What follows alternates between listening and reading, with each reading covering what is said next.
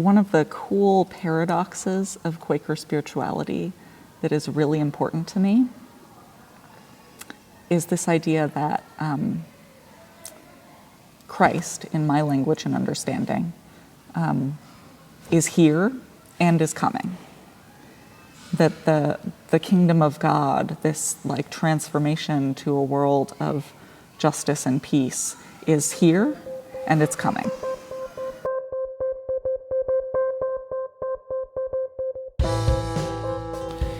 So the kingdom of God, or the kingdom of heaven, and in fact, I've seen other people call it the kingdom of love, the covenant of love, sometimes getting away from the kingdom idea, is not talking about where you go after you die. It was the idea of God setting the world right, that God created the world good, things went bad, God would make everything good again, and that was Jesus, that he was proclaiming, that starts now. That's what the Messiah's job was, to say, hey, the time has started, God's putting the world back together, and the Sermon on the Mount was sort of the blueprint for this is how the kingdom of God works.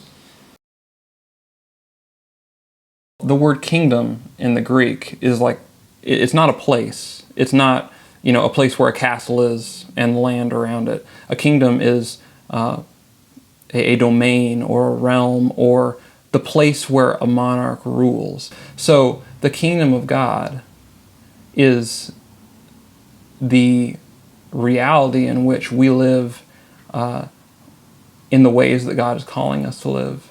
And we live in the peace, beauty, and justice that God created the world to reflect. Well, for me, it's a community where everyone has value, and that we are actually able to see that of God in each person, and to be able to live in community, sharing the gifts that God has given us with each other. The kingdom of God it is already, and it is constantly becoming. So it's not that there's some nirvana in the future that we're going to move into. It's that we have the moment and the opportunity to remember, to bring back into our body, this body, the community body, the larger body which we call Mother Earth. So friends believe that is constantly breaking again afresh and anew into the world. The idea that something could exist that was entirely in good order and that encompassed us all and that was just and loving and of course peaceful, and the idea that somehow this could be brought into being. And then sort of even more radically, the idea that it already exists and we just can't see it, I think is a powerful one. And sometimes there's this rational part of my head that says, well, that's just a metaphor, right? And then there's this mystical, very God-connected part of me that says, this is the kingdom of God. I am in the kingdom of God right now. And I believe it all the way through me down to my very bones.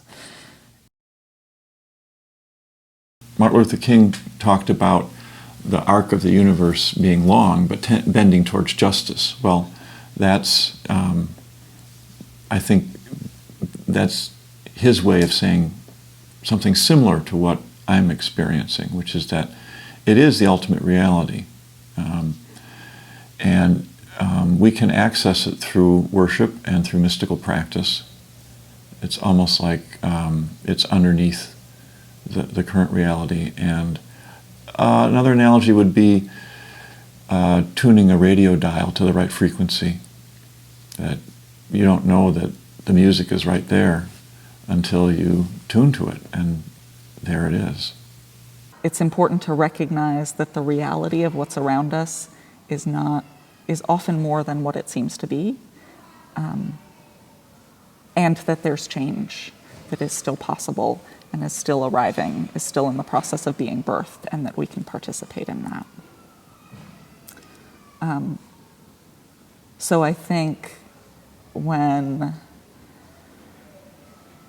what I experience is as the place that we arrive at in a gathered meeting for worship is a kind of